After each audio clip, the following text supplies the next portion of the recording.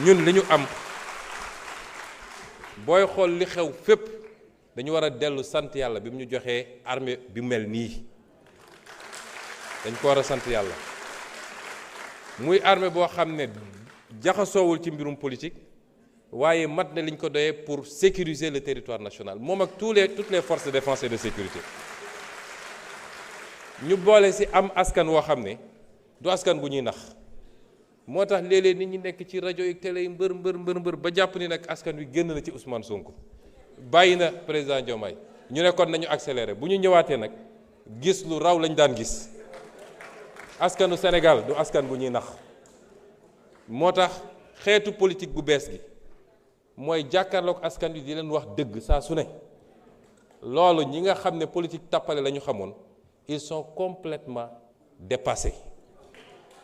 moo tax li leen dese mooy di fay ay nit pour ñu wax ju ñaaw le message nag mooy li may wax sénégalais yi mandat bi mandat wu réforme la mandat bi réforme li ci jiitu mooy ñu xoolaat suñu bopp par rapport ak valeurs yi ak jikko yi le capital humain réew jikko ak valeur moo koy tabax Singapour bi ma tudd léegi benn île bu ndaw la boo xam ne matul sax benn région Sénégal amul or amul jama amul dara waaye ki ko modifié bi mu ñëwee dafa ne may njëkk a commencé mooy valeurs yi ak jikko yi mooy la discipline mooy le respect de la règle mooy l'éducation moom foofu la njëkk a commencé tey ci réew yi gën a développé ci àdduna la bokk li Sénégal am Singapour amul toq bi kon li ñuy wax ci discipline defuñu ko pour réprimer wax naa léegi ministre bi waroon nga wax ci mendicité bi aussi ndax du rek ambulant yi waaye mendicité bi ak yeneen defuñu ko pour réprimer te dinañ ci ànd ak ay mesures d'accompagnement waaye li ñu bëgg a xamloo Sénégalais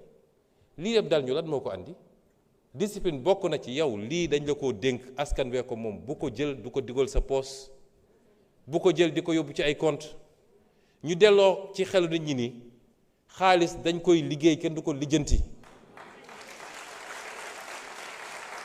premier combat bi mooy ñu dem ba képp ku ñu investir d'une fonction publique moo xam fonctionnaire nga moo xam décideur politique nga dootoo ñemeeti jël fistine boo moomul fii rek egguñu foofu rek li waroon tabax hôpitaux yi li ñu waroon tabaxee 100 hôpitaux 10 hôpitaux lañ ciy tabax loolu bokk na ci facteur de sous-développement te loolu bokk na ci l'un des grands combats de ce chantier de ce mandat dellu ci valeurs yi ak jikko yi ñaareel bi mooy ñu partager une vision économique lan la ñu bëgg a def ci réew mi chaque jour ñu ngi expliquer pourquoi ñu ne priorité réew du dem tabax ay forcément ay immeuble ay autoroute waaye tabaxal lii téye koom réew mbayu réew ma fan la toll napp gi fan la toll càmm gi fan la toll ressource naturelle réew mi est-ce que téye nañ ko ci réew mi est-ce que ñi ngi fexe transformer loolu mu andi valeur ajoutée moo gën ñu koy bàyyi mu génn brut loolu bokkul ak li fi daan am donc option yi bokkul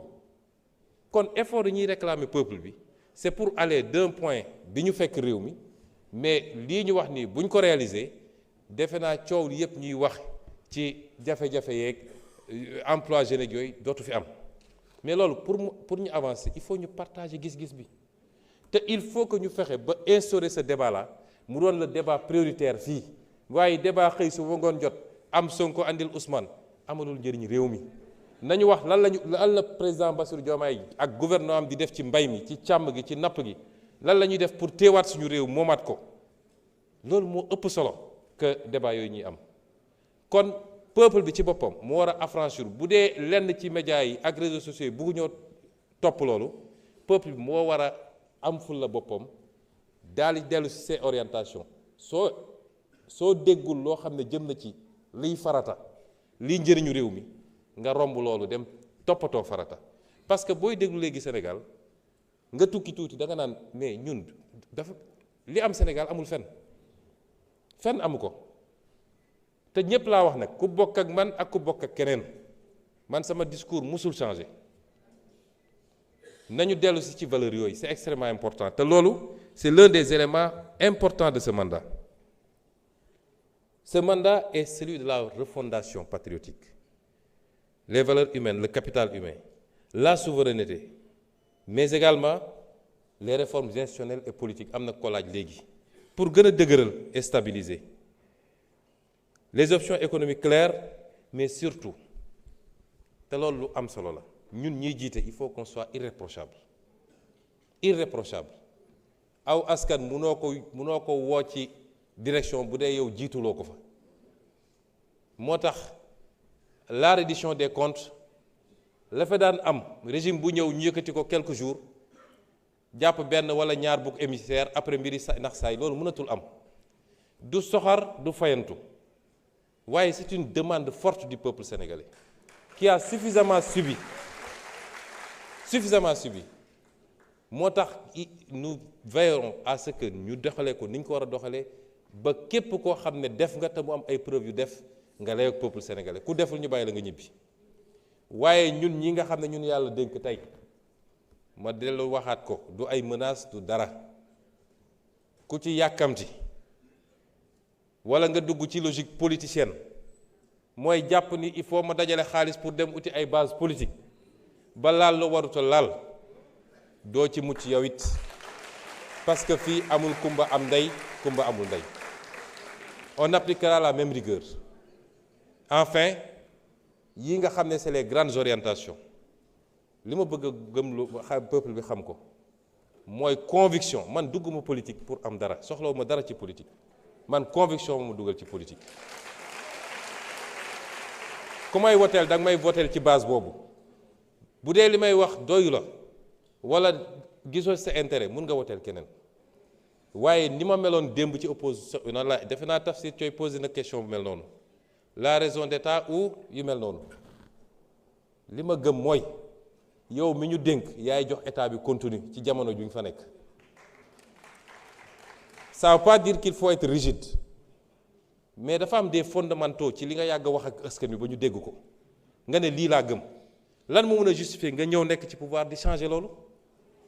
rien ne peut le justifier te la plupart du temps on ne le fait pas pour le peuple on le fait pour des intérêts occultes. On le fait parce qu'il y a des pressions de lobby. On le fait parce qu'on a ses calculs personnels, mais on ne le fait jamais pour le peuple. Et c'est pourquoi man li ma gëm mooy la raison d'État,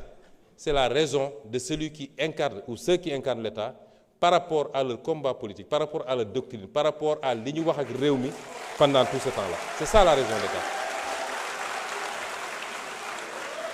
Et la souveraineté lu am solo la. C'est au nom de cette souveraineté que je considère moi-même que réew boo xam ne Sénégal seq na ak yow réciprocité dafa war a am waxoon naa ko fii ci visa yi te ñu ngi ciy liggéey noonu laa koy waxee ci extradition réew bu téye un fugitif sénégalais ne du ma extrader li nga fi am di demander extrader du ma ko extrader je ne le ferai jamais. Et le principe de souveraineté également est important. Loolu daal laay wax ci appel qu'on reste nous-mêmes rawatina yéen patriotes yi bu ñu pouvoir soppi lañ doon woote démb ak barki démb nañ ci continuer te xam ni nguur yàllaa koy joxe jaarale ko ci réew jaarale ko ci nit ñi mais ci kaw relation de confiance bi ngay séq ak nit ñi loolu laa gëm. asalaamaaleykum.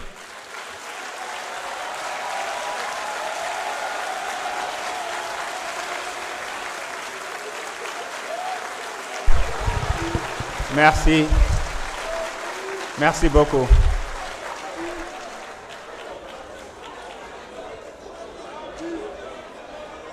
Je vous remercie. S'il vous plaît. S'il vous plaît.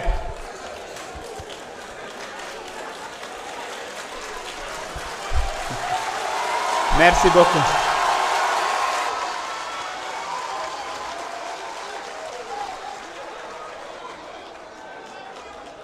Merci beaucoup, merci beaucoup.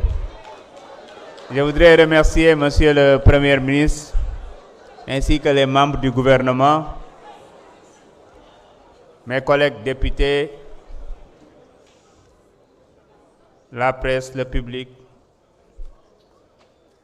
pour la bonne conduite de cette activité.